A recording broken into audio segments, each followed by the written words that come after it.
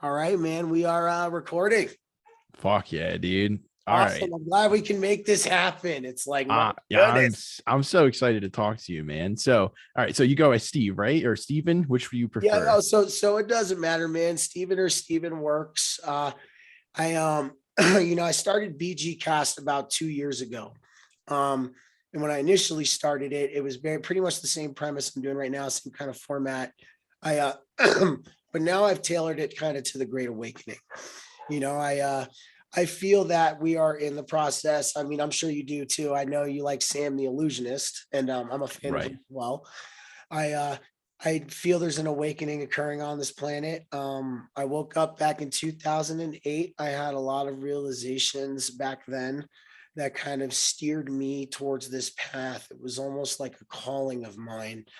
And I really want to be a renaissance. I want to be a hub for the renaissance that's going to be coming here in the future. I see a huge decentralization of a lot of things coming. A lot of people are kind of getting fed up with how things are turning out.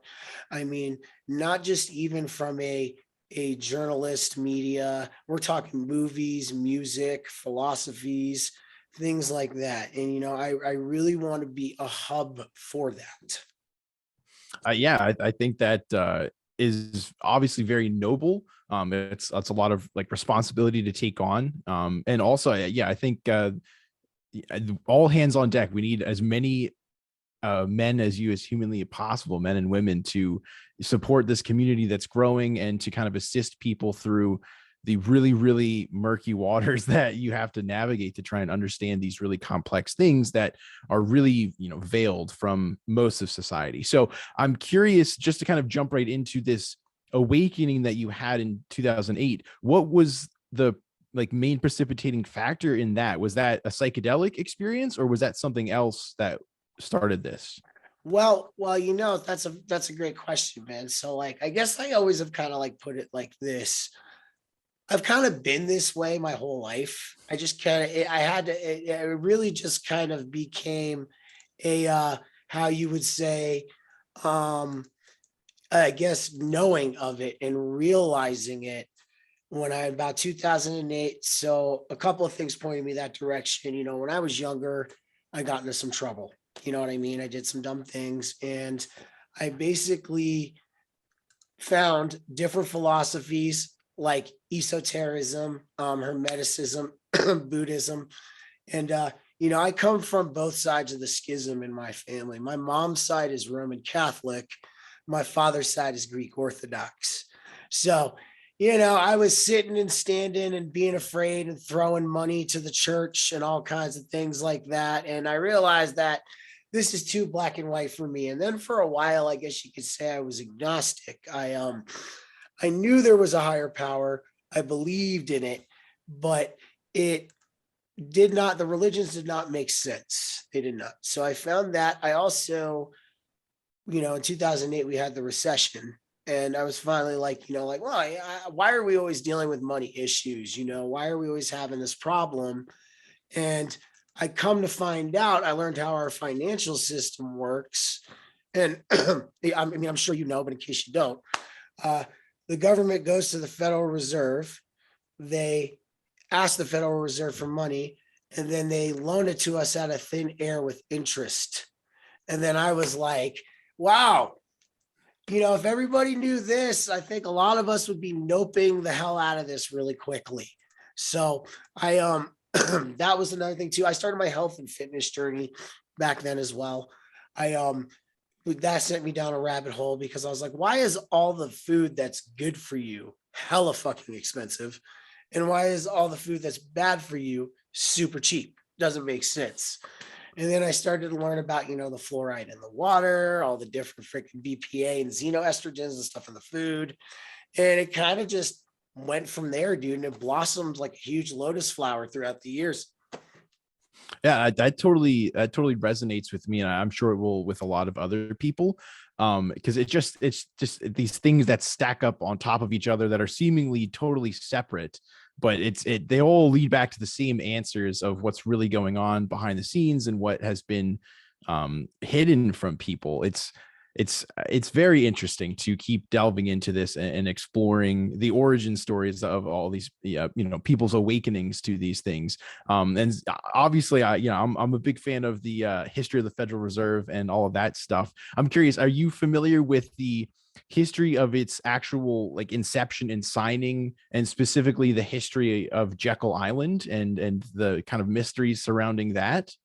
So you will have to refresh me on Jekyll Island a little bit, but I do know how the Federal Reserve did come into America. See, a lot of people talk about the Great Depression. They don't talk about what happened in the early 1900s, which was that great inflationary event. And from what I remember, I think it was JP Morgan himself who started this false flag to go, hey, I guess the gold is going to increase in value. Go trade it in for dollar receipts, vice versa. And everybody ended up doing that and got screwed in the end. And people were basically sweeping dollar bills down the storm drains. And but dude, if refresh me on Jekyll Island, it's been a little bit. Right. So I'm not by any means an expert, and this is something that I'm just recently researching because the YouTube algorithm is presenting me videos on it. So basically, the concept of Jekyll Island is it's this little island that was somewhere on the East Coast in the South. I can't remember exactly the location, but it's this little island with a couple cottages, like really plain and simple. It was a vacation town, more or less, but it was a vacation town for all of the elites, all of the wealthy. And there was, by some estimates, people said that during certain meetings on Jekyll Island, 2/3 of the world's entire wealth was sitting on that island. So you can kind of begin to imagine the level of control on that simple vacation island. But one of the videos that I was just recently looking into was the history of that the island specifically geographically, and this native tribe that inhabited it before, and these crazy blood sacrifices that they used to do. Oof. And allegedly the native tribe that was found archaeologically on Jekyll Island, it didn't make sense that they were there. It made sense that they were located, basically they had origins elsewhere in the world. So I'm butchering this, but essentially it was cause for them to believe that it was a much more advanced civilization than previously thought, because the architectural style or the cultural style of this native tribe on Jekyll Island mimicked cultures from across the globe. So clearly there was some sort of mainstream travel that they could keep up with, having similar cultures halfway across the globe back then. So that's a side point where it's a bit strange, the circumstances in which this native tribe found themselves on this island.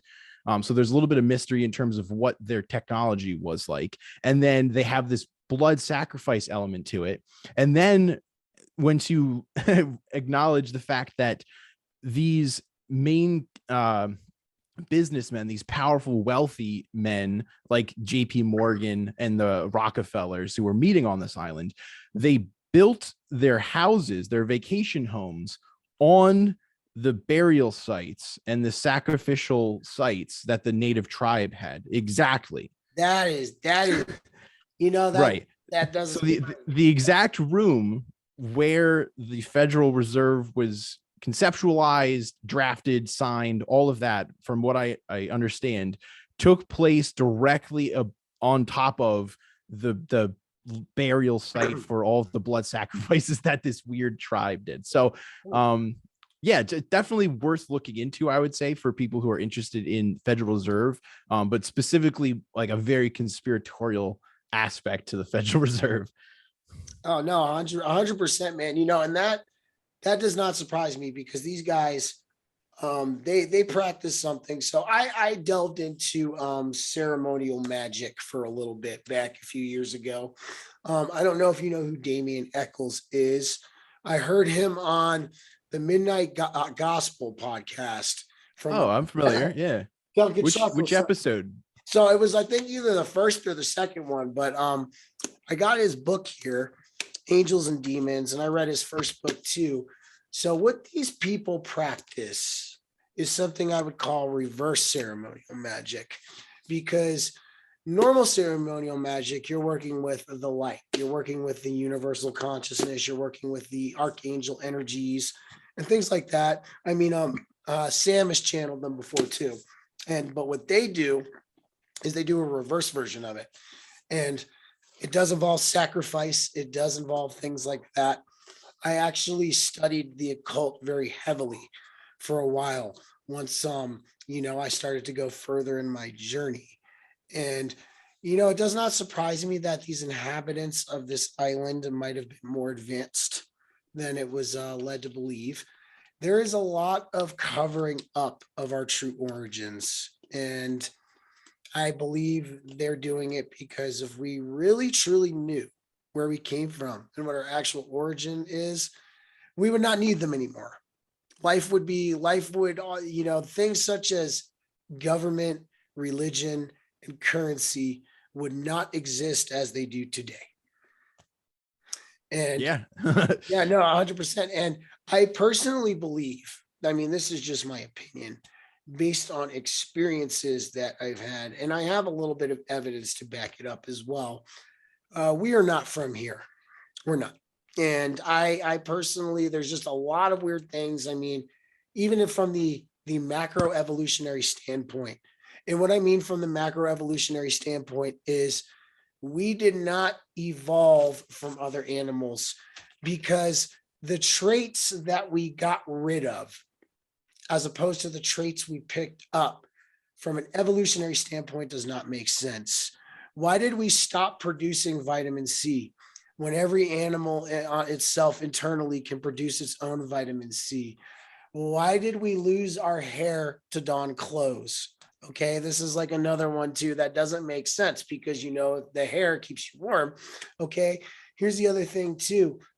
Our skin is very sensitive. It is. If you step on a sharp rock or something like that, instantly cut. You know what I mean? Like you're done. And these animals that have walked the planet and that have been here for a long time, they have thick skin. They're prepared for this environment. And I've even seen it as this too. Humans are some of the only species I've seen that can actually get sunburnt. If we evolved on this planet and we are used to the UV light here, why are we still getting sunburnt? And then there's just a list of other things. There's a lack of 7 transitional species between Neanderthals and us. Okay, there's just so much stuff. I mean, one thing I would implore you to do, I don't know if you like David Wilcock or you've listened to David Wilcock before. He does an episode about how in the late 1890s, early 1900s, there was a lot of radical archaeological discoveries. They were finding very tall human skeletons, like about, anywhere from the 7 to 12 foot tall range. They had 2 rows of teeth, 6 fingers, 6 toes on each hand. And these were in the mainstream news back then. There's actually newspaper articles you can go find, and they will show these discoveries. But the Smithsonian, like clockwork, decided to come on in and be like, oh, nothing to see here. We're going to sweep this up. And remember, you evolved from monkeys. Remember that, and vice versa. So. Right. Okay. So I want to explore this further with you. But first I want to just get kind of like a baseline, right? So you have studied the occult, right, along this spiritual path.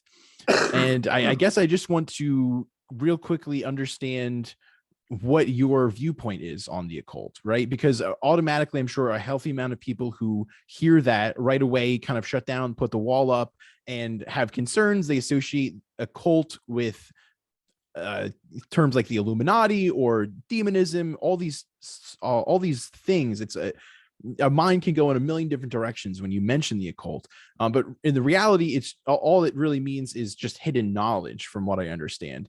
But that is a very wide umbrella. So to wrap it up, my point or to my question to you is, how do you consider the occult? Is it a positive thing, a negative thing? Do you still incorporate it in your life, or are you avoiding it? So here's one thing that I talk about a lot. All right. Duality is a concept of this dimension alone. There are, that's when I tell Christians that God and Satan are essentially the same person. They fucking look at me like I'm Medusa or something like that, because there's balance. There's no absolutes. I mean, how could you know light if there was no dark? Okay. How could you really truly appreciate good if you did not know evil? How could you appreciate and admire peace if you did not know war? And that is, I think, what a lot of people get messed up is they automatically hear cult and they're like evil. And I'm like, no, no, no, no. The occult is actually a very good thing. I mean, the occult works on a very symbolistic view on reality, on how symbolism is a higher language. It can convey a deeper message to people more so than verbal language can. And that is why, if you've noticed in our society, we have a lot of occult symbolism everywhere. I mean, you look at for instance, on the MasterCard symbol, the ABC signal. I mean, even the chevron, and even like, you look at CERN's freaking logo. I mean, I don't know if you've seen CERN's logo before, but yeah, I mean, the occult symbolism is hidden throughout our society because it is their way of practically telling us what they're going to do, but doing so in a way that it does not consciously register to us. And I think the occult can be very beneficial because you learn the symbolism, you see it for yourself. And I talk about how our subjective consciousness, the one we live through each day, that we perceive ourselves, we have our own subjective symbolism on our own stages. And this is one thing I have learned, at least in my experience. I'm sure a lot of other people, universe, I call it universe slash God, because it's essentially kind of the same thing. It speaks to you in symbolism. It will give you messages is in symbolism, and it works through feeling and symbolism. And if you ever get a literal message from it, it will be from a loved one or somebody very close to you. It will work through that individual. So the occult is something I think everybody should try to at least explore a little bit. It's not automatically going to open you up to demons or vice versa. I think that's the threat. See, it's not that I have anything against people who practice Christianity. I just feel that they still kind of are caught up in that hierarchical mindset. They're still looking up as opposed to within. You know what I mean? And they're expecting a Messiah or a savior, when in all reality, at least in my opinion, Christ is within us.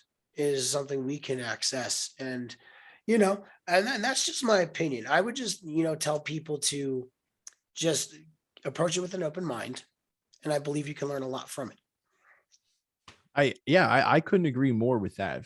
Certainly. Now, to go a little bit further into that, because we agree that these occult teachings are really just based on common truths, deep truths about our reality that are very complex, but it nonetheless is centered around real things that are undeniable. And so we agree on that, certainly. And then we also recognize that there are these secret societies, very intricately interwoven all around the world, operating seemingly every aspect of our life. The symbolism that they use in their teachings is permeating all of our cultures all the time. It's our literal source of entertainment is just rooted with occult symbolism that no one even recognizes.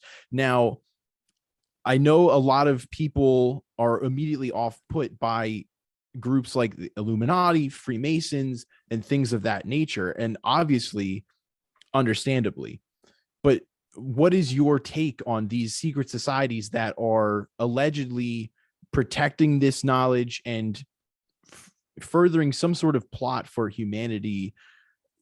I don't know if it's to the betterment or detriment, but what is your take on these societies that are upholding the knowledge? I actually love that you brought this question up. So on my coworker Joe, we refer to these individuals as, we call them the Invisible College, right? And we call them the Invisible College because they're the ones behind the scene fabricating this basically illusionatory reality that we live it. And I mean, consciousness creates reality, and they're very aware of that.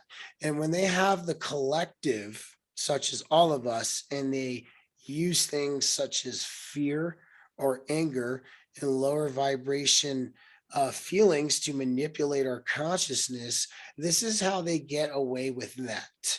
Now, I feel there's two factions in this group, because I believe there are some that are trying to help us wake up, because I've talked about it in my videos a little bit. I call it like we're being mocked and trolled into an awakening at this point, because I mean, I've brought it up ad nauseum. I'm sorry if anybody's listening, I said this, but when Elon Musk fired Ligma Johnson from Twitter, right? I was like, this can't be serious. Like, I was like, people are taking this seriously right now on the news. And then I'm like, and I start seeing multiple other things too, such as during the whole Texas shooting. I don't know if you caught some of that. There was Of all day, right? Is that what we're? Yep. And there was three different fathers, but they were all holding the photo of the same little girl, saying that this is my only child, blah blah blah, things like that. And even now with the whole gas stoves and gas vehicles, I see the symbolism. They're telling us we're being gaslit. I mean, just kind of by like looking at it that way. And my opinion on them is this: I believe there are some who are trying to do good. There's some, I believe there's people behind the scenes who really want to see us succeed. But I know there are some that want to keep it the way it is, because this is how they get what they want, and how they essentially do it is they use fear, because fear is a lower vibration counterpart to love. So therefore, it's very intense on us as human beings. You make somebody afraid, it's very easy to manipulate them. And that's essentially what they do to get us to create what they want. Like, for instance, prime example, Klaus Schwab, at the World Economic Forum. He's gone, oh, there's cyber attacks coming. Oh, this, and this. And like, you look at the general person who is not maybe on their journey yet, or vice versa, and they see this and they start to fear it. And then you have multiple people fearing it. And then this collection of fear starts to rise up and then starts to push forth and actually manifest that outcome. And that's why I tell a lot of people that, play non-attachment with that, to find a way to not let yourself get caught in it. I have a question, because you got my brain working right now. So, okay. I think that I sense that we both agree or fully understand the power of manifestation, especially in the context of the collective human conscious. So this memory complex that is all of humanity coexisting in this field of energy, right? And together, that combined force is able to shape reality around itself, and it's constantly just manifesting. It is creating. That's what reality is just active creation being observed and then bent to your will, whether you want recognize it or not. Now this is kind of a crazy question, I guess you could say. So I'm going to take it to like a specific example, right? So let's take 9/11, Twin Towers coming down. That is a hot topic conspiratorially, obviously.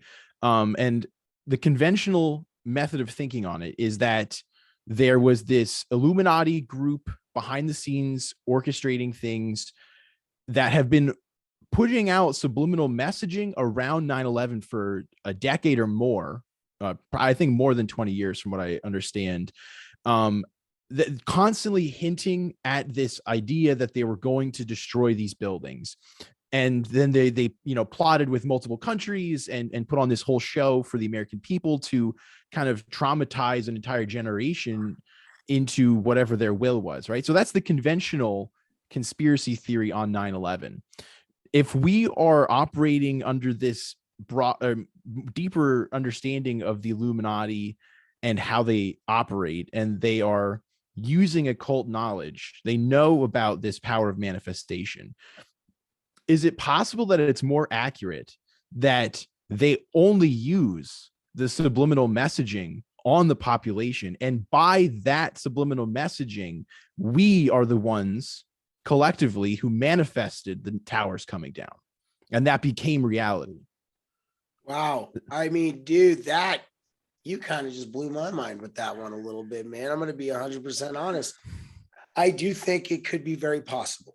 And the reason why I say that is because if you look at the context, these subliminal messages were shown, it was always a fear-based context. I mean, you look at the movies it was in, always it was a fear-based context. I mean, even when it was on The Simpsons, it was still done in kind of a fear-based context. So I absolutely think that is a huge possibility there, Jake, because we're very powerful as human beings. And when we are in numbers as the collective, we're even more powerful. And that is very, very possible because even if it was subconsciously done and it was absorbed by our collective unconscious, most certainly, most certainly. The more that I think about it, the more I realize that that might be the true power and intention behind all of their symbolism and hidden messaging that is so incredibly just all over the place. Once you have that more deeper understanding of what humankind is, what consciousness is, how it operates, and what reality is, I think that it makes more sense that these secret societies have been shaping us through that. Like I just was recently listening to something about the creation of the pyramids in Egypt and how some people think that that was out of pure manifestation within a 24-hour period. This group of Egyptians or whatever the peoples were in that time, they were able to learn this power of group meditation and manifestation from an alien civilization. And by that power, they just simply manifested the building that is the Great Pyramids. So I'm definitely starting to think that there is some credibility to that concept. It's very possible because if you look, the us back then, our ancestors, they were highly advanced, and they had such a deeper knowledge of consciousness, the power it has, and what consciousness actually is and what it's capable of. And I do believe that it could be very possible that, especially if an extraterrestrial civilization. But since we're on that, I'm even going to segue into this. I as far as extraterrestrials, I don't even know if I would call them that. They've been here just as long as us, if not longer. And I do believe that there was a period of time where they did walk around us. I believe a lot of them are human too. Some of them might take human form or things like that. I mean, it's definitely a good theory. I don't know. There's always a theory that has been going around for a while that Enoch himself built the pyramids. So if Enoch was the one who was able to teach these Egyptian high priests and things like that to actually have that forced manifestation, that again, man, a very good theory. I can definitely get on that. Yeah, it's definitely super interesting. So interesting to the point where I'm almost concerned talking about it too much, because that might be a thread that you don't want to pull on too hard in a public setting. Just because if that I don't know if that truly is the secret to how a lot of these things operate, I would feel like that's probably a pretty powerful thing that they don't want you to know about. So, but it's I'm so curious for sure, and it definitely aligns with everything that I've experienced so far. So I'm kind of drawing on this concept of duality and how that is in and of itself a simulation or a lesson to be learned, that it's more of a fabrication. It's not actually what's going on. Even just logically, the concept of God and the devil, where did it originate and why?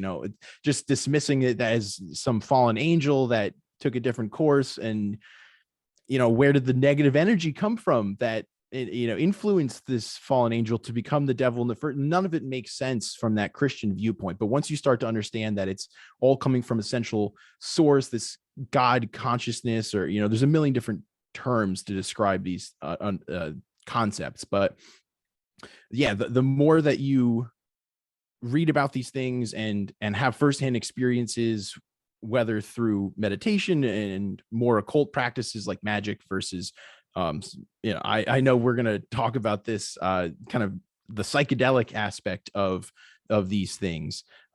Before we get into specific trips, I'm just curious about your understanding of, I guess, this hierarchy of extraterrestrials and the relationship that they have to the simulation. And I've talked about this with another guest in the past, but I'm definitely curious about your perspective. So basically, this life that we're living right now on Earth is more or less a 3D simulation that some of us volunteered for, some of us are trapped in.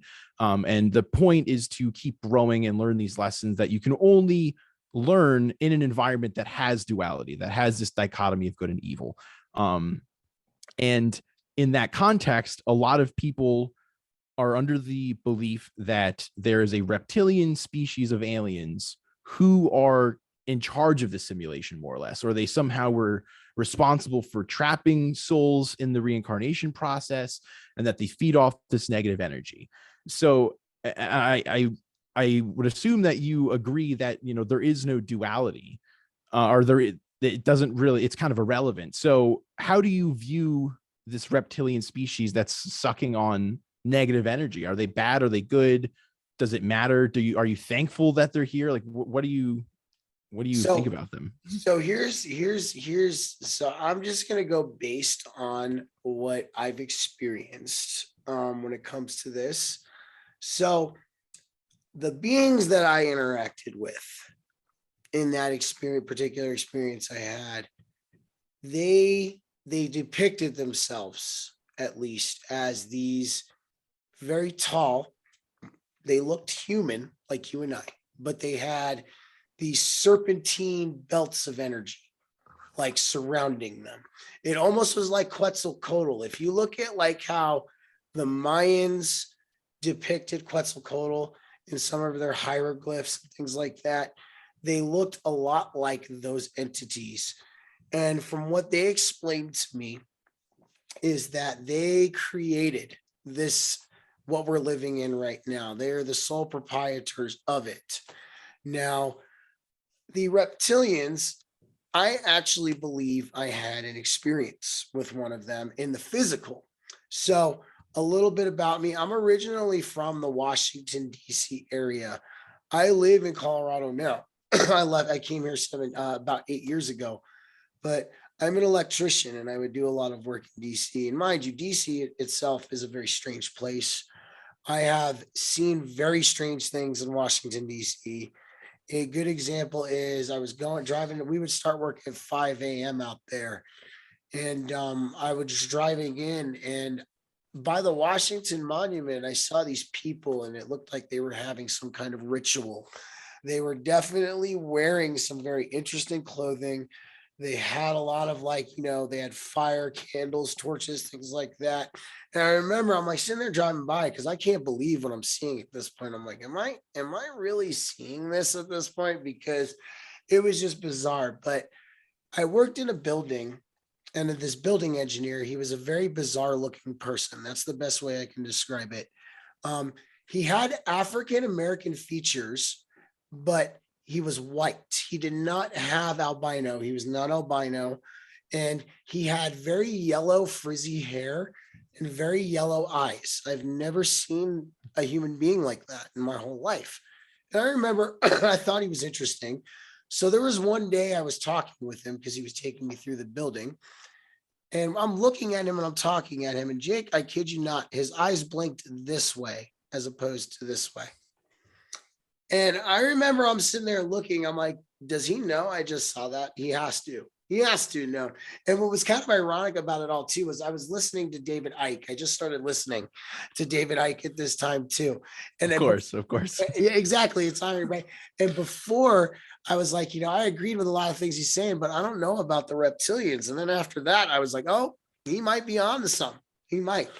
As far as them being negative, I think in some ways that that's not really the case. That's a dualistic kind of notion. I mean, a lot of people, especially a lot of people on the right of the political spectrum, they call them the lizard people and draining the swamp, things like that.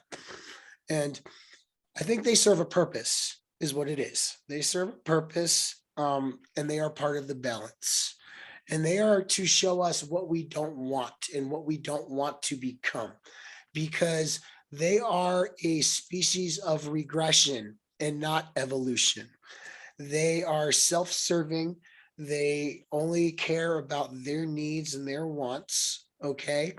And in a lot of ways, I do truly believe that they're here to show us the path we do not need to go down. And that's my honest opinion. Yeah, I mean that makes sense to me as well. And also one of the ways that I am kind of approaching this is the understanding that like taking it just to nature, and if you found a snake in the wild and it lured its prey into a trap and was able to feed off of its energy, you don't say the snake is evil. Mm. And in the same respects, if there's some higher version of that snake in the wild luring its prey into a trap of a, very complex simulation, I don't know if that's necessarily anything evil or bad, if that's just their survival. Like what happens if this goes away? Then I don't know. It's obviously a hard stance to take. It's seemingly, advocating for demonic forces that, at least by Christian standards. But it is so interesting to me, this concept that, who are we to say that they don't deserve a meal? You know what I mean? I don't know. It's so complicated. I agree. I agree. And when we start talking about stuff like this, we start using something I call Plato referred to it as higher reasoning. And that's kind of where I use that term as well. It is very hard to talk with somebody about this, saying like, yeah, he's not such a bad guy. He's luring you in there, eat your energy and shit like that. He's not a bad guy. But that's the thing too, is that's part of the lesson for us to learn here, is because their main source is fear. That's how they eat. They eat our fear energy. There's some traditions call it lush. The Buddhists call it dukkha, right? And not only do you emit lush when you're in a state of fear or anger, you emit lush and dukkha if your mind is untrained. And that is why meditation takes such a big part in a spiritual journey, because within doing that alone and training your mind and your spirit, you will automatically kind of fend it off just doing that.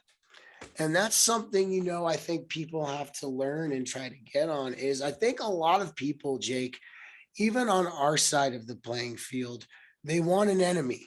They want something to fight, and in all reality, there's really no enemies. There's lessons, and there's lessons to learn, and I use this example with a lot of people. Like, let's say a person showed up in your life, man, and this person did a lot of wrong things to you. Okay. There's some people would say karma. All right.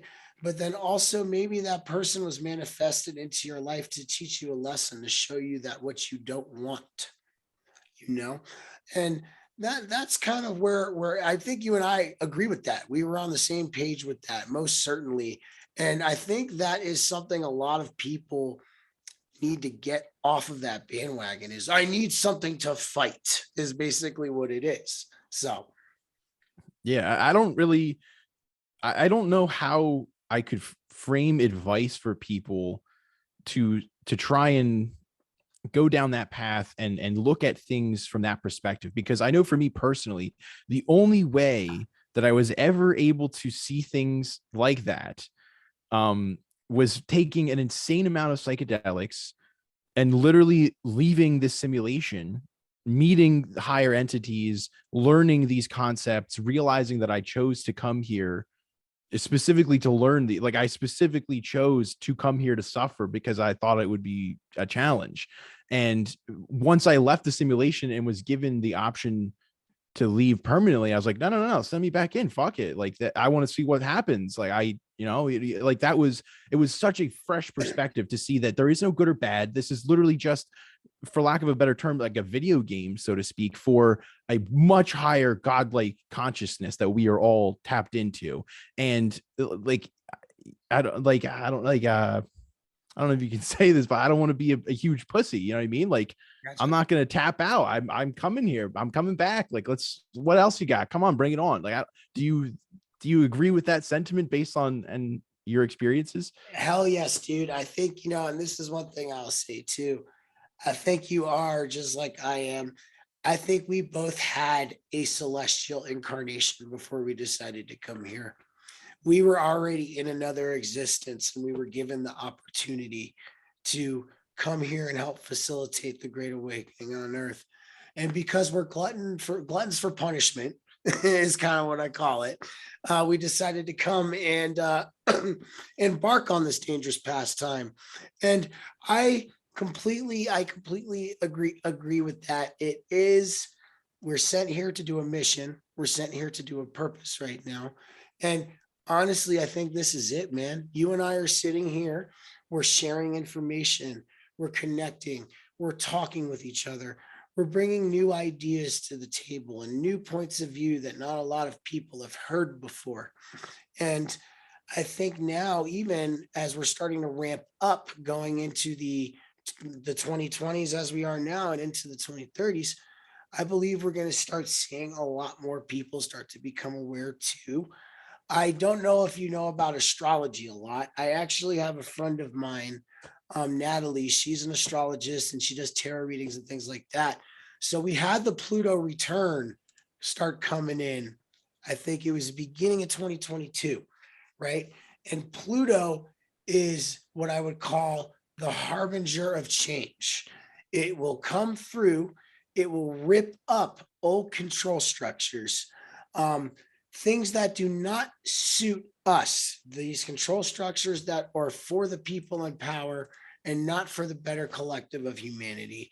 And this has been, as you can see, 2022, we learned a lot of things. We learned that a lot of idols are false. Okay. Like a lot of, idolatry itself, people idolizing all of these idols, whether it be in Hollywood, whether it be, online, whether it be wherever, that these people are not who they claim to be, especially with finding even more stuff out about the corrupt government we're in now. All of the stuff that came out through the woodwork with the Twitter files, with all of these other things too. And in fact, I will send you this article when we get done today and you can post it or whatever. So I have an article from nature.com, a very reputable scientific journal, that states that there's ethics issues in the scientific community, meaning that results are skewed on purpose. People are paid and funded to basically put out false information. And then when you have people like us come along and try to deliver the true information, we're called conspiracy theorists and we're censored. And I think what we're kind of ramping up towards and what I was trying to get with this was in March, Pluto's entering Aquarius. Now, we know that's the age we're coming into, right? We are supposed to be coming into the age of Aquarius. So I think this is going to be a very powerful thing, Jake. I think this in March, we could very well possibly get something, a very good thing.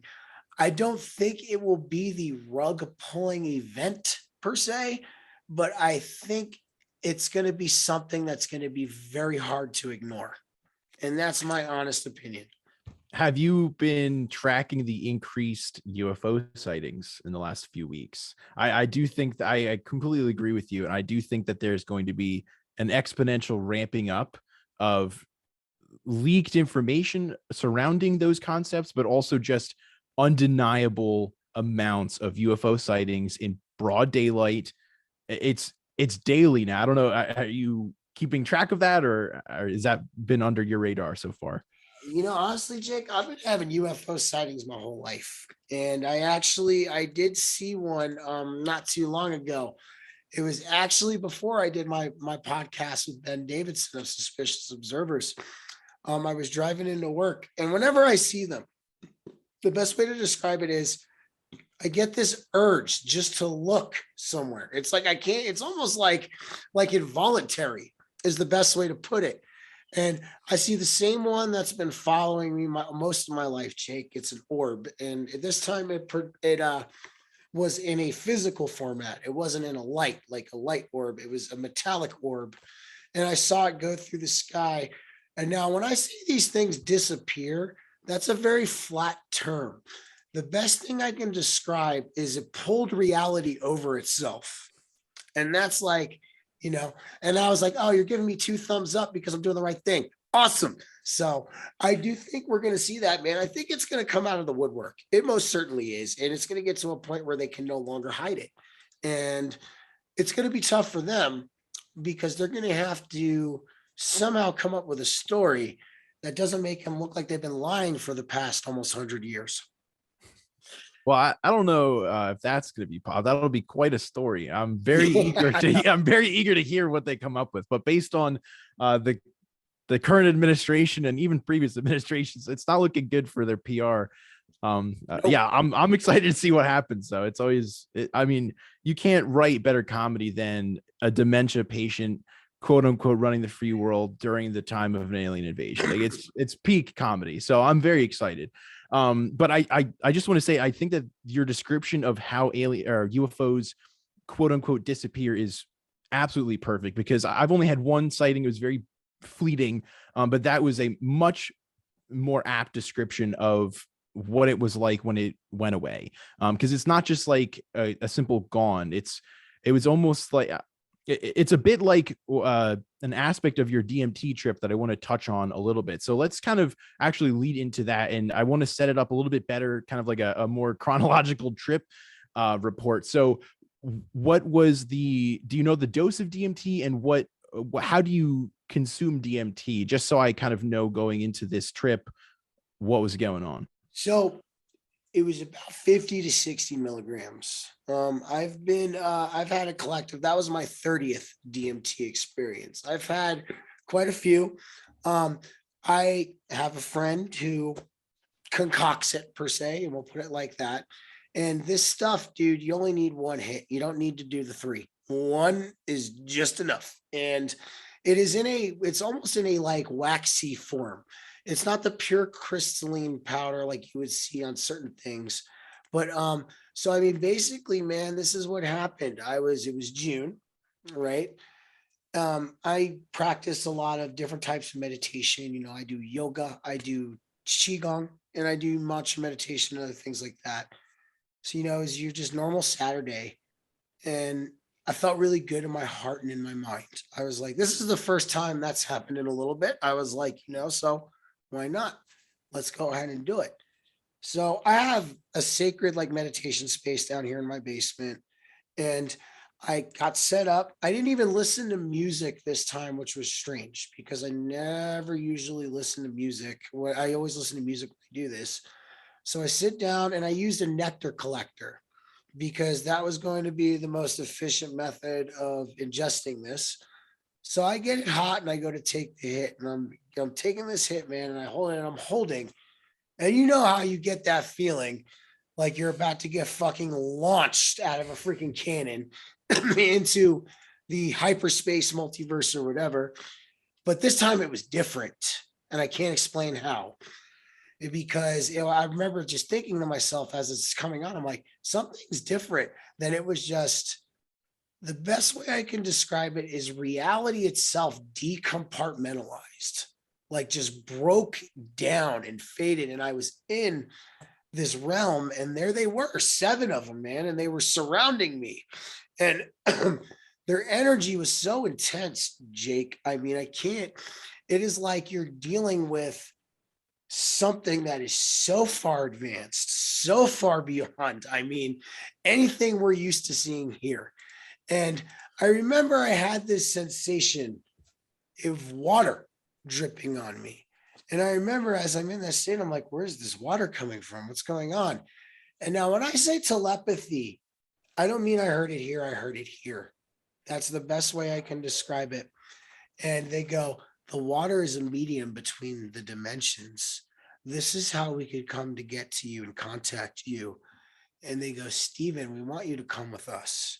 So I, in my astral state or whatever it was at the time, I got taken to a place they called the True Garden of Eden. And it was this, when I say like the most beautiful place, Jake, the grass was green, the greenest I had ever seen. It was, the cities were crystalline. They had these crystalline buildings, and they were so geometrically perfect. And you could tell the love energy of universe slash God was permeating this place, dude. I mean, it was there full throttle. And I remember looking around. Go ahead, go ahead, go ahead. Was this place, did it feel like it was existing somewhere in our space time that they took you to, like a different place in our universe, or did it feel like it was a higher dimensional realm that you now had access to? Higher dimensional realm, most certainly. And I was looking around, and Jake, there were humans everywhere. And there was humans from, I'm convinced we're a universal species after this. We are. And some of them looked a little different, like some were a little taller. There was one that had a very interesting feature, like the cheekbones were like almost blockish. It was very strange, not like right angles, but just a different thing you don't see here on Earth. Just different. Like handsome Squidward, do you know? Yeah. Something like that. Something like that. So I mean, and I remember I'm sitting there and I'm just in awe, and I'm like, just like kind of like crying, it felt like. And all 7 of them turned and looked at me and they smiled and they go, Stephen, don't you remember? And I'm like, what do you mean? And they go, you are one of us. You chose to go back there. We sent you back as well because you wanted to help. And they go, don't you worry. When you're done there, you're coming right back here. And with those words that I felt in my chest, what I talk about, there was a unification that occurred between all of my levels of consciousness at once. And it was so profound. Like I said in my video where I talked about it, it felt like a lightning bolt from God, just came down, aligned my consciousness with every bit of its multidimensional aspect of existence. And I remember going like, this changes everything, because then I remembered who I am after this, and while I am in higher realms and things like that. And I joined that with the avatar that is Steve now. And it was so beautiful, Jake. And then they were like, we want to show you something real quick. Come with us. And I'm like, okay. But as we were going, they were kind of like lecturing me a little bit. That's the best way to describe it. And they were like, you guys need to stop judging each other for how you awakened. Okay. Every awakening is precious, they said. They said, it doesn't matter if it was a conspiracy, somebody picked up a book, or somebody just decided one day there was more to this than what meets the eye. They said all of it is precious and must be treated as such. And when they took me, they showed me how heavily fabricated this reality is kind of, they gave me a little bit of a tour, is the best way I would describe it, a crash course. And I had some beliefs confirmed and I had some destroyed. And I think that was really a pivotal moment for me. And afterwards, they, bid their farewell to me. And when I was coming back, which was really interesting, is when reality started to recompartmentalize back together, it glitched and it wasn't right. And I remember thinking like, hey, that's not right. And then it glitched back to the way it normally was. And then I was back, and I remember sitting there, dude, I was like, I just stared at my floor for probably a good 2 minutes. Like, again, this changes everything, back to the drawing board with everything. And I was like, so, and it aside from my wedding, man, was one of the most special days of my life, hands down. I can't even imagine. Now, are you able to describe a little bit in further detail what? Well, I mean, I have a lot of questions, but just right off the top of my head, are you able to describe a little bit more what it meant to have reality glitch for you. Was it specifically a visual Yeah. thing, or was it more? Okay, so it was visual. Was it like a pixelation or like mismatching, or was it anything similar to psychedelic visuals? Yes, yes. So what kind of happened was like, so I have a way like my furniture is set up down here, right? And when I started coming back, the furniture was like out of place. It looked weird, like it wasn't supposed to be there, is the best way to describe it. And like certain things were larger than they were supposed to be, and certain things were smaller than they were supposed to be. And that's when I was like, hey, that's not right. And then it like glitched back and it was normal again. And I was like, oh my God. I was like, that's bizarre. So like it was, yeah, that's pretty much the best way I can describe it. Interesting. That's definitely very similar to an experience I had on DMT, and this coming back into your body, and it almost felt to me as if I like there's this multiverse that's existing all the time. So there's infinite realities ever present, and it felt like I accidentally tuned into the wrong one when I downloaded into this body, and it was like, quick, tune the dial a little bit. We fucked up, and that's when things kind of shifted back into place. That is absolutely fascinating, and also very unsettling. Now, are you able to describe a little bit more these beings, and like visually, I'm very curious, but also was there any sort of emphasis or importance on them there being 7 of them, because obviously that's a very interesting number? So I've had experiences with them before, but not of this magnitude. Um, 7, I believe, I call them the 7 human archetypes, is what I call them. I actually had, so if you don't mind, I'll touch on this for a sec. I had a mushroom trip about 7 years ago. It was my wife's first time tripping too. And we got these mushrooms, man. I kid you not. They had like this neon blue hue on them. I had never seen anything like it. And I remember I was talking with my wife. I was like, all right, let's eat 2 grams now. Let's see how we feel. And if we want later, we'll take the other 1.5. When they started kicking in, Jake, I was like, I looked at my wife and I was like, oh, please hold on. And I'm like sitting there and I was like telling the mushroom gods to please be gentle with her. Please be gentle with her because of how fast the trip was coming on. And what was crazy about this whole experience is the whole time, man, I had this feeling of deja vu, like it was orchestrated on a higher level, this experience, and it manifested itself in this reality. And during that, I saw the birth. I had an OBE because you can most certainly have those on mushrooms. I saw the birth of the universe, right? And I saw the big vibration, the ohm, and how it started to frequency it was different than the way science describes it. It was like this frequency shot out and it started to manifest these vibrations into matter and condense them down. And universe / God created the first 7 archetypal beings so they could go into this reality and experience it so it could learn about itself. And then what happened over time, you know how a lot of times in the spiritual path, we talk about fractals and geometry and sacred geometry. So eventually those beings started to fractalize and come down. And then here we are today. We're all parts of these original 7 archetypal beings. And I feel that's who these beings are, is these were the first originators of every human life here. Very interesting. And now you describe, so they were humanoid in appearance, but larger than us, you said, is that correct?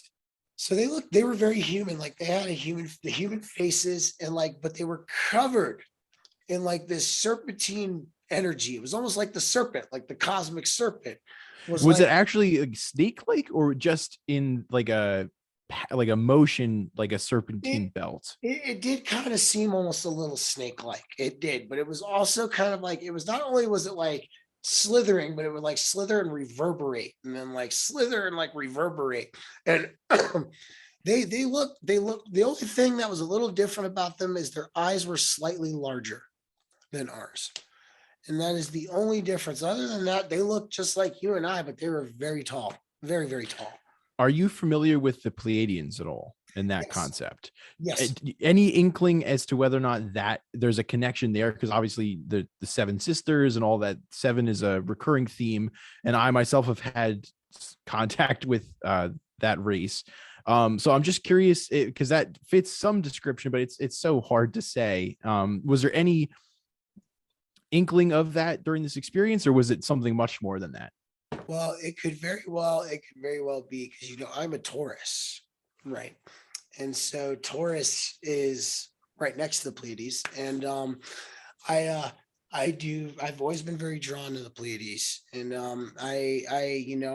it very well they very well could have been them. They did resemble that very much so, and a lot of people were like, well, how do you know they're good? I was like, the feeling I got from these beings was like they loved me. I was like their family. They treated me as such.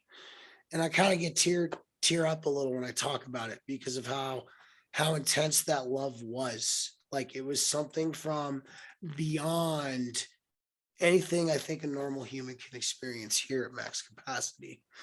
And I and yeah, they very well could have been Pleiadians. I most certainly agree. I actually want to hear about your encounter, if you don't mind catching me up on that. Yeah. Oh yeah, man. So it's been a weird couple of months, dude. So I don't really know ever how to start this, and I've been trying to conceptualize working on this in some sort of video format. But basically, I had a mushroom trip where I had this peanut. So I had a crazy trip in 2020. That was the trip a trip report about meeting the mushroom aliens for the first time, right? And seemingly they to me it feels as if they predicted my future. They touched on really really crazy things that ended up coming true and changing my entire reality. So the synchronicity with that was mind-blowing. And once I listened back to that recording, I was like, all right, fuck, I need to go back and do this again because I'm really liking where they put me now. So like, let's keep going. So that was what inspired this next round of psychedelics. And I always take things very, seriously and methodically. So I got a new strain of mushrooms. I took a smaller dose, just 1 gram, small for me. And just to test them out, it was just penis envy, nothing insane, at least I thought. And then ended up having like absolutely insane, very uncomfortable, intense trip. Just insane visuals, like more intense than any acid trip, and it brought on very very quickly. So just PSA, always be very careful with psychedelics, and even when you do things safely and use kind of guidelines and rules of thumb to trip safely, it's still always up to the mushroom gods what your experience will be. So don't fool yourself into thinking that you can never control all variables. Having said that, during this trip, I ended up having really, really awful auditory hallucinations, which was the first time I really ever experienced something that profound, where it was like literally, it sounded like a man was whispering right next to my ear, and I couldn't get him to stop. Like it was awful.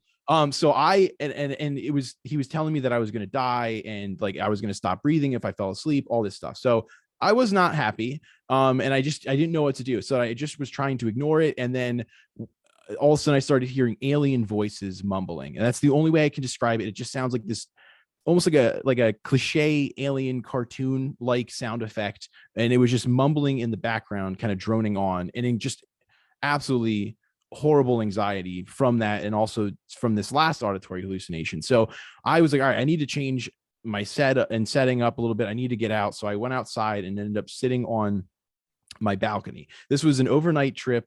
So I literally sat on my balcony looking at the stars all night because that was the only place I felt safe and like I wasn't going to die. So I sat there just staring at the stars. I sit down, I look up, and immediately I see the most intense meteorite. At this point, I don't think it was a meteorite, but it was the craziest, largest, most vivid, fiery object in the sky, streaking across the whole sky, and it lit everything up like it was daytime for a second. I was like, all right, that's new. That's better than alien voices though, so I'll take it. So I'm gonna stay out here on the balcony. And the whole night I was just, the only way that I would feel calm is by looking at this cluster of stars in the sky that I had no idea what they were. And that was my game plan for the rest of the night. I just stayed there looking at the specific constellation that made me feel at peace, and I waited for the sun to come up, and that was how I survived the night. So, flash forward to a couple of weeks from then, I overhear this ufologist who is on another podcast, and he mentions, I'm sorry, but prior to that, I ended up getting one of those apps on my phone to kind of scan the sky, and I determined that it's the Pleiades star cluster. So like, all right, cool. Because like for months after that trip, whenever I go outside to walk my dog at night, I always look for that star cluster because of that weird night I had on shrooms, and it just makes me feel good. And I always loved stargazing and things like that ever since I was little. So that quickly became like the number one identifier. Every night I would search for the Pleiades star cluster. I finally got a name to it. And then, weeks go by, months go by. I overhear this UFO expert on a podcast, and he mentions a Pleiadian abduction. And I was like, hold up. That was the first time I'd heard about this constellation in connection to anything supernatural or anything. That was the first time I'd heard the word before or again. So I was like, all right, that's crazy. Like I need to explore this. And so I went down like a rabbit hole as hard as I could, learning everything about the Pleiades alien encounters. And then I actually got him. He was the first person that I interviewed on this podcast platform, literally just so that I could say, hey, I have a podcast. Can I talk to you? Just so it's not just some weird guy being like, hey, like I have a couple of questions. You want to Zoom with me? Like, so basically I made up having a podcast in order to talk to this man, to pick his brain about the Pleiades. Anyways, the night that I hear him mention this in his podcast, I go outside and I'm walking my dog and I'm looking for the Pleiades star cluster. And I just say, show yourself, like, just like an idiot. I'm an idiot. I talk to myself. And immediately off to my right, where I wasn't looking, a UFO like flashes across the sky and then, disappears. And I was like, oh, fuck. Like that was the first time I've ever seen a UFO. And so I was like, all right, that's pretty cool. And so I was staring at that spot now off to my right, just like in amazement, hoping to see something again. And then as my eyes adjusted, that was the exact spot that the Pleiades star cluster was in. So I was like, all right, like that's insane. Like that is, I'm not tripping or anything. So I don't know how this is possible. So that was wild. And then that night in a dream, the Pleiadians came to me and explained some things about like I don't remember them using the phrase starseed, but ultimately that was the term that I've settled on for now, in explaining the message that they imparted to me. So that was really the start of my spiritual awakening, I guess you could say now. That was really where it all started, was this weird interaction I had with the Pleiades star cluster. And then since then I've had a lot of other weird encounters and things like that, but that was what started it all, man. That is, man, let me tell you what, that the synchronicities that you're talking about during this whole situation that you experienced, I found that was meant for you. And I most certainly feel without a shadow of a doubt that you most certainly had some kind of celestial incarnation before you came here. I I've noticed that those are the people that I guess they give their attention to, almost is the best way to put it, or that have that experience. Because when I had a different experience with those same seven archetypal beings, and that was back in the beginning of 2021, and but they weren't as prominent as they were during that experience, but they came up to me, right, and they stuck their hand in my head. And what happened was all of these memories that had been suppressed of them interacting with me since I was a child. Okay. So I used to have these dreams when I was very young.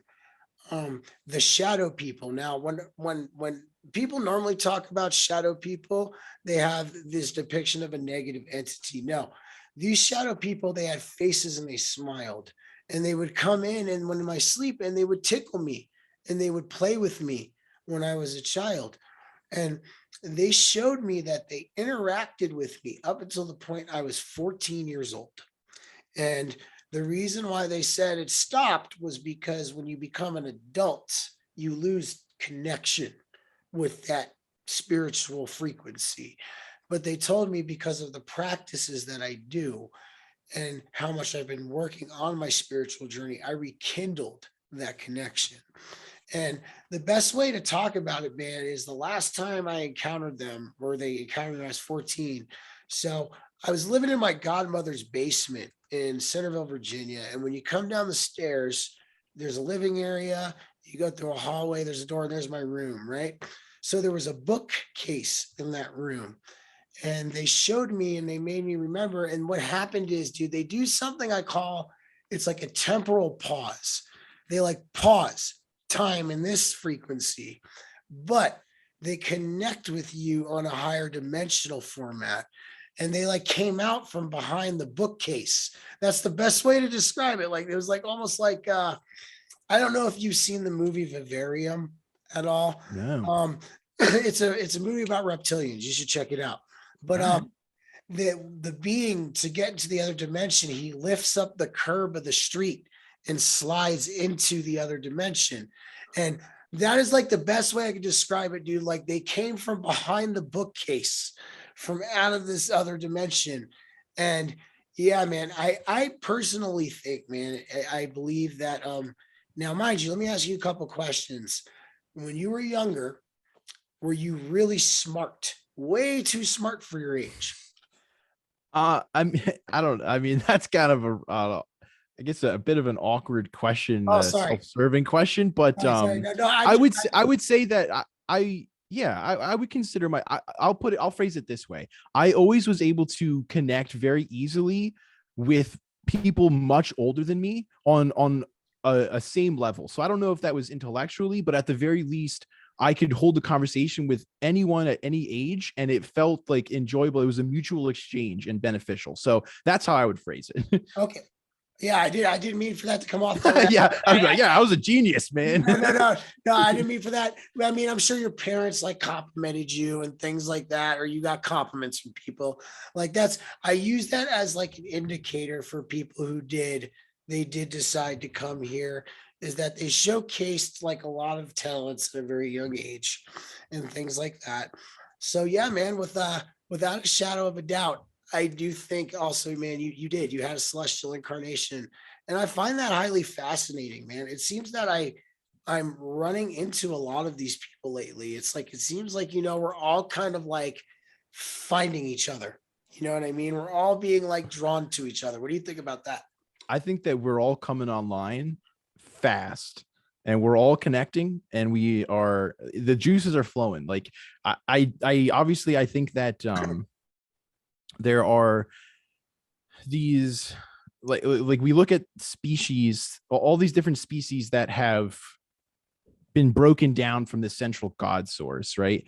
And it's a bit all the same, but they do operate independently from each other. So there's like a human social complex or memory complex. There's Pleiadian, all these races, all these creatures that are seemingly all these separate things are really like a hive mind, more like operating like a beehive, or the tree system with the like the fungal network, all those different concepts that we have in reality to relate to. I think that that's what's happening obviously with humanity as well as these other races. So I think that these star seeds or these souls that are incarnated here that have origins outside of the human memory complex, I think that they are coming online and syncing up outside of humanity, if that makes sense. It just kind of like on a different wavelength, obviously. And more so not in that people are better or anything like that, but just in a path paving way, so to speak. And that's one thing I always stress, and it's like, this does not, and that's the message I've always gotten. This does not mean we're better than anybody else. It does not mean we are more special than anybody else. The message I've always got was that, and I also got, as long as you continue to do what you do and you stay on the path that you're on, you are looked out for to a degree. You are. And that is a prime example of this, man. So this was actually a month after I had the DMT experience in June. So this is when I talk about paying attention to the subtle. I talk about that a lot in my podcast because in the subtle, you can kind of see these things. So I was driving my work van into work on the highway, and the drive shaft separated from the transmission. Very bizarre experience. It was almost like it looked like it had been cut through as a straight line, but that's another story. Anyways, so I get over to the side of the road. I get the van to the side of the road, thankfully. Now, mind you, Colorado in the summer it's hot as hell, and I was in my van. Now, mind you, my the battery had died. I had no AC. I'm sitting there waiting on this tow truck to come and get me. Now, mind you, man, my van sits in the sun all day long. Yep, it's parked out front of my house in the sun and things like that. I'm desperately looking for some water to drink to find. And Jake, I kid you not, I reach down next to my seat and I pull up this ice cold bottle of water, like it had just came out the refrigerator.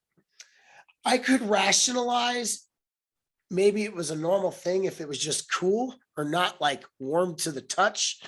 But Jake, this was ice cold.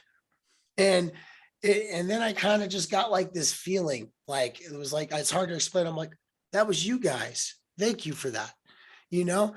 And one thing I did see during that whole experience is in the subtle, you can see how the beings interact with this reality. You most certainly can. And you can see how the quote unquote the lizards kind of do their thing. And you can kind of see quote unquote how the other ones do their thing. And it's just it's something that I guess you could say you have to kind of look for. I guess another example was this. So about in December, beginning of December, my wife and I ended up getting sick. Right. And we were like, we don't get sick often. We take such good care of ourselves. But I was at the grocery store and I was going to get a thing of blueberries. But because I was sick and I was all loopy, I accidentally hit the plastic part of the case and the blueberry spilled all over the floor. Before I could even say anything, this man appears in front of me, looks at me. It's seemingly like he appeared out of nowhere. And he goes, "Don't worry, I got you." And he smiled at me. And I was like looking at him, and he goes up to the deli counter and he goes, "Hey, I accidentally spilled that thing of blueberries over there. Do you mind getting somebody to help clean it up?" And as quick as he said that, he was gone. And went looking through the whole store for this guy, dude, to go find him. I did. I wanted to say thank you. I never did, but I didn't find him. And then that's when I put like two and two together at that point that was not a normal person. There was something interesting about that. Have you had any experiences like similar to that? Not that I can recall off the top of my head right now. I will say it's more like very subtle synchronicities just happening nonstop all the time, to the point where it's impossible to ignore. And then it's also impossible to convey to other people who haven't had any experience with that, because most people will just write you off as crazy. But there's a certain point where the universe is just like kicking you in the stomach. It's that point where it's impossible to deny that there is some external force shaping your reality. So I would say that is happening to me nonstop. And I'm sure you're familiar with the concept of angel numbers. That is in full force to the point where I can manifest them at will, which sounds dumb. But I've experimented to the point where I don't need to prove it to myself anymore. I'm not going to mess with it anymore because they are very intrusive when you play games. So they have proven to me that it's a real thing. And so now I've just really learned to lean into it and let it guide me. And it is insane the level with which you can control things based on that knowledge. So I will admit I'm so incredibly new to all of this. I'm feverish for more information. I'm just devouring every book and blog I can find on these topics because it's fascinating to me. Regardless of this, I would have been interested in it a couple of years ago, but specifically now that it's happening to me, I need to know what the hell is going on? Not that I don't know, because all of the knowledge and wisdom was like incepted into my brain without my consent. But it more so just confirmatory that I know I'm not crazy, or I don't have a brain tumor or something. You're most certainly not crazy, Jake. And you want to know what? All I hear from you is very beautiful things and beautiful experiences, man. And you know, I it's not appreciate a that, man. Thank you. yeah, no, it's not a race, man. You know, like I even tell people that like yeah, I might have, woke up back in 2008, but I'm still learning just as you are, it is forever a learning experience, forever a growing experience. The one thing I can tell you, um, which I would be just one thing for sure, the more you become aware of, and the more you rediscover and you remember these things about yourself, the more you're held accountable for your behavior. That is number one. Um, like let's say, for instance, you did this thing that was like, not 100% right, or vice versa for a little bit. And then you came to realize that this thing was not 100% right. But because it brought you some kind of pleasure or something you were doing, you occasionally would go back to do that thing. Universe slash God is going to slap you for doing that. Metaphorically, that's the best way to describe it. You will start to get karma faster and faster as you kind of it is it's very That makes so much sense. it is it's very insane. I've dealt with it full throttle like that, man. Like, there are things that, um in the past I had an addiction issue, things like that.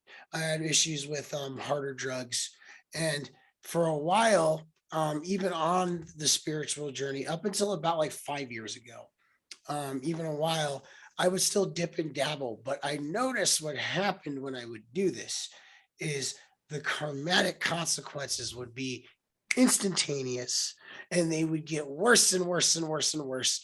And it was like the universe was kind of like going to me and being like, Steve, you're aware that this is bad, and you know it's bad, but you're still doing it regardless. So I am going to turn up the heat under your ass until you realize that you need to not do this anymore. And that, I mean, that is one thing too, I think you'll experience for yourself. Also too, man, like, like I stated before, a universe slash God speaks to us all the time. It just does it in symbolism and in feeling. And that is the best way I can describe it in language. As I'm sure language falls short when really trying to describe a lot of things going on with this. And and if it ever is a literal message, it will do it through one of your loved ones or a friend, somebody that you really trust and that you really confide in. And that is something I would definitely say that I believe I've known a lot of people in their journeys that experience this same thing. Have you experienced any of it as a later? Yeah, so that is that this is all kind of like a fresh perspective, and I'm really enjoying it. I do think that it makes perfect sense, especially in that it's reflected in your ability to manifest as well. What I mean, the further along in this spiritual awakening, the more awake you are, then the stronger your abilities to manifest, and the stronger that karmic reaction is. And it all kind of hits a lot harder. So that does make sense. I think that so far I have been just really, like I said, really leaning into this and going with the flow that, or the direction I think I'm being pushed into. And along with that has been purging all of these negative traits about myself and things that I didn't like or was doing that I didn't want to do anymore.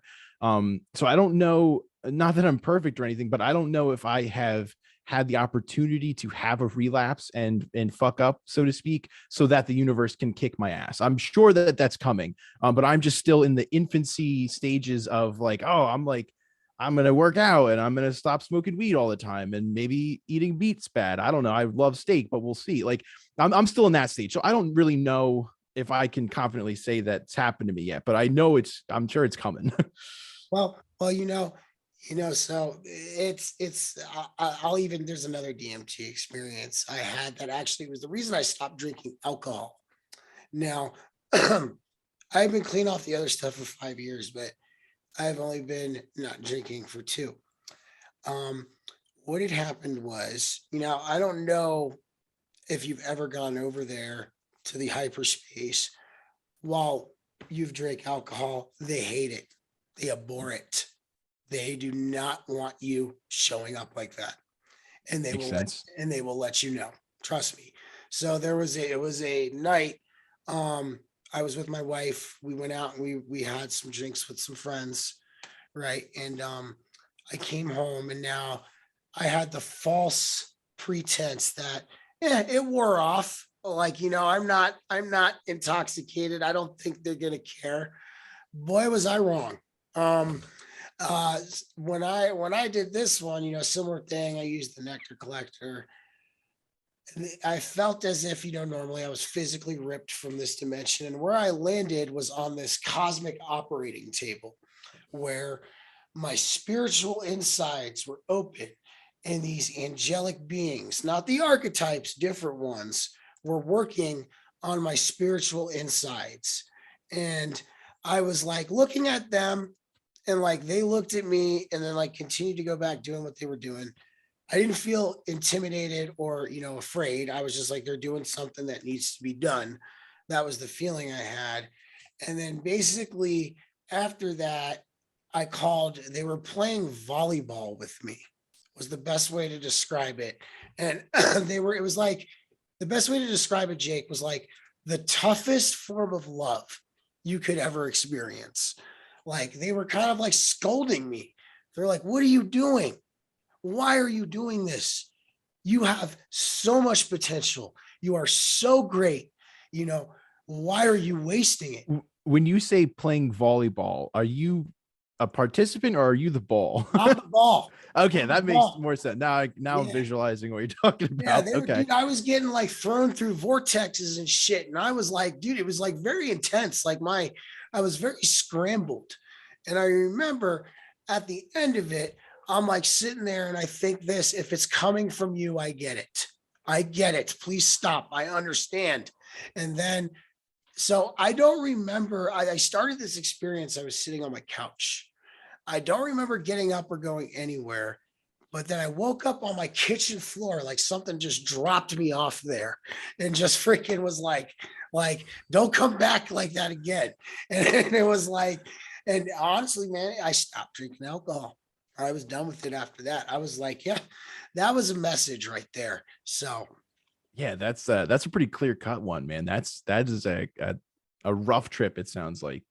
Thank you very much for sharing that one. I would say for me personally, thankfully, I had a problem with alcohol when I was younger. Started very young, and thankfully was able to overcome that before I started down the psychedelic path. So I haven't had to struggle with that, but I have heard that similar stories of these really, really bad reactions from the DMT realm or the mushroom realm if you show up drunk or buzzed or whatever the case. Like they're not having it. And that is also reminding me of this a concept. Like we talked a lot about this human consciousness being a spectrum of frequency, right? With a spectrum of vibrations, and you kind of tune it into whatever emotion you want to. Like whether you recognize it or not, you are in complete control of what emotion you're tuned into. And that emotion is all just the same energy force being expressed differently.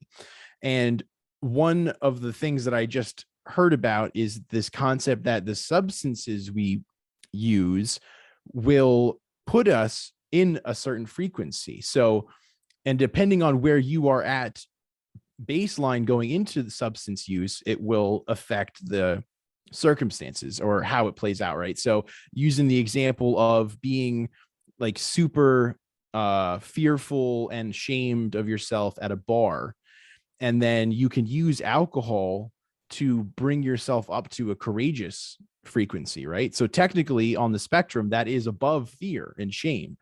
But if you start out in a higher place of acceptance or love, then alcohol is only bringing you down. So that was like a very interesting way to conceptualize this for me, and it's helped me personally kind of moderate my substance use, or just looking at it differently has really helped. How do you feel about it? Is that something that you have encountered as well, or agree with?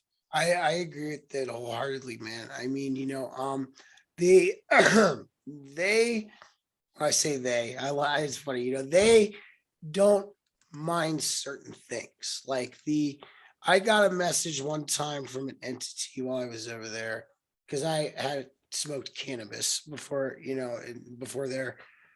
It was like, you might want to stop doing it as much as you are. Like is basically kind of the message I got. And I've, I do want to completely, my goal is to be at some point completely sober. I would love that. But I have been smoking cannabis for so long that, and plus, another side tip, I'm an electrician. When I try to stop cold turkey, I can't sleep. And, I have to do live work and things like that. So I can't go into work being sleep deprived and all that. So I've done this cut down. What I've been doing is like, now I'm only smoking once a day at this point. But like I smoke in the evenings after everything's done. And then that's about it. And that has helped me, I guess, bring the levels in my body down to the point where hopefully I can't quit cold turkey. I did do DMT while on MDMA one time. Um, they did not mind that. In fact, like I think it's when it's paired with other consciousness expanding compounds that they don't mind that. They're like, because it helps, I guess, add to the experience. And honestly, my favorite thing to do is when I'm peaking on a few grams of mushrooms, I like to smoke DMT at the peak. And a lot of people look at me like I'm nuts when I say that, but it is the most beautiful way, in my opinion, because, I equivalent it to this, like if you smoke DMT from baseline, you're going to 0 to 120, just like boom, like that, right? But when you smoke DMT, when you're on another psychedelic, it's like going 80 to 120. It kind of like it has already like brought you to like what I would call the landing strip or the takeoff strip.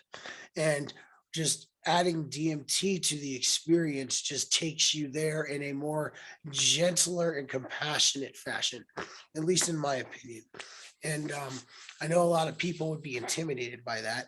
Obviously, you have to set setting, you know what I'm saying? And, make sure your heart and your mind are aligned before doing it. But most certainly, man, I feel like even what you said about alcohol. Now, alcohol can have its purpose in small amounts, right? Alcohol actually can help you ground. If you're having a hard time being grounded or things like that, now because I don't drink anymore, I found other ways to ground myself. But, same thing with like, my choice of problem drug was opiates, right?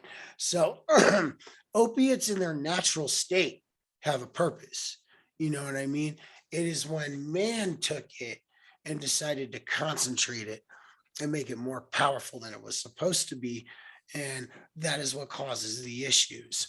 So I have experienced that, man. Most definitely.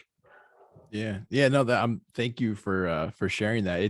It's definitely, so tough navigating these waters of what substance to use when, and it's so completely individualized, that I would never even pretend to make blanketed advice for people in this regard, because it's hard to say. And I agree, like traditionally all of these substances have been used in all of human cultures if they had access to it for forever. Like this, it would make sense to use naturally growing plants that have analgesic properties to treat pain. Like that's just a no-brainer. It's just when it becomes monetized and things like that, anything can be turned into a weapon. Anything can have that dichotomy of good and evil. It's really just who's wielding it. And yeah, unfortunately, before we wake up to the real reality of who and what we are, we just kind of get taken with the waves of this reality and all the awful shit that you can get entrapped in it with. Well, I don't want to go too long, so I think this is a good place to end it, dude. I'm so thankful that you were able to have some time to come on and talk with me, and despite technical difficulties, we were able to still have this conversation, man. Just real quick, are you able to let people know where we can reach you and continue following your podcast? And because these conversations are fascinating, so where can we find you? First, let me tell you what, Jake. I had a pleasure. It was a pleasure to be on. I really want to thank you for having me. I'm glad to have met you. I'm going to call you a friend from here on out. And Oh yeah, we'll meet up in real life, man. and I would definitely love to do, tomorrow, if you have time, if you want to hop on our Saturday show. So guys, if you want to follow me, it is BG Cast. I am on YouTube. I am on Rumble. I have a Facebook, BG Cast also, and I am on Twitter. And I'm looking to get my Instagram up and going here soon. I usually do a Wednesday show and a Saturday show with my co-anchor Joe. Do Monday shows here and there. So my shows vary based on a lot of things, depending on what's going on. Sometimes I'll do like a newscast where I'm like covering certain articles and giving you my opinion. It was funny. I had one of my videos taken down because I did commentary on an article. I won't say which alphabet agency it was, but it's the one that kind of works with viruses and stuff. Gotcha. And My favorite one. Yep, they were investigating side effects of this thing supposedly that you take for the virus, and I equated it to a corrupt police department doing its own internal affairs investigation on its corruption. So Right. pretty much Right. You can't have that comparison. That's inappropriate. no, they completely dislike it, man. And but other than that, that's where you guys can find me. And I want, Jake, I want all of everybody I come into contact with. Let's start a renaissance, man. Let's do it. Let's start fueling this. Yeah, for sure. And just it like you said before, it is exactly this moment. What we're doing right now, having these conversations, having, so to speak, the courage to come out on a public platform to do it, because that's not easy for everyone. So I'm not saying that that's the only way to achieve this, furthering the Renaissance, as you put it. But yeah, no, I think that these platforms are a perfect way for us to make our little contribution. And I'm super excited to keep doing this, to keep collaborating with creators like yourself. I'm excited to come on the show and talk with you and your co-host tomorrow.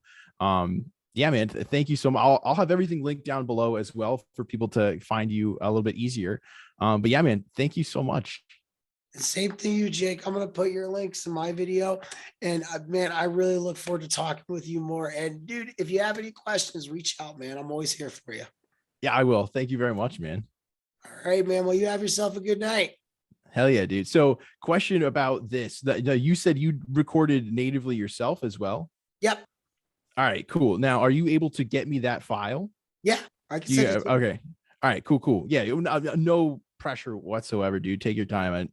We're adults, so this isn't obviously like our full-time gig. So yeah, whenever you have time, just send that over to me and I'll put all this shit together. And then I'm also going to do like a couple of clips probably out of it, and obviously anything that you want to use or put on your channel as well, like I'm happy to forward it to you. I do a lot of editing and stuff, so yeah, just let me know whatever you want and I'll send it your way too. I would love that, man. I really appreciate that. That's great. Dude. I've been getting on the video editing a little bit, but I'm still kind of new myself. So yeah, no, for sure. Yeah, man, I think that people will definitely enjoy this conversation. So and certainly benefit from it. So fuck it. Like the more people posting, the better. I could care less whose account it's under. of course, man. No, and what I hope for this is I hope for the both of us, it helps propel our journeys even further. And I hope it opens doors for us, man. And I absolutely think it will. Hell yeah. Yeah, I agree, man. I'm so excited. All right, I'll let you go. Yeah, seriously, thank you. And then yeah, we'll stay in contact, bro. Of course, man. Jake, you have yourself a good night, man. And I'll hit you up tomorrow and let you know when we're doing it. Okay. Yeah, fuck yeah. And also, thank you for letting me use your Zoom account. Yeah. Fuck Riverside. I'm deleting my account. Yeah. No worries, man. No worries. This is my backup plan. That's why I got Zoom Pro in case like things start to go wrong. It's the backup plan. And it worked out just fine. So Yeah, no, seriously, you saved the day, man. All right, cool. I'll talk to you tomorrow. thanks, Jake. See you, buddy.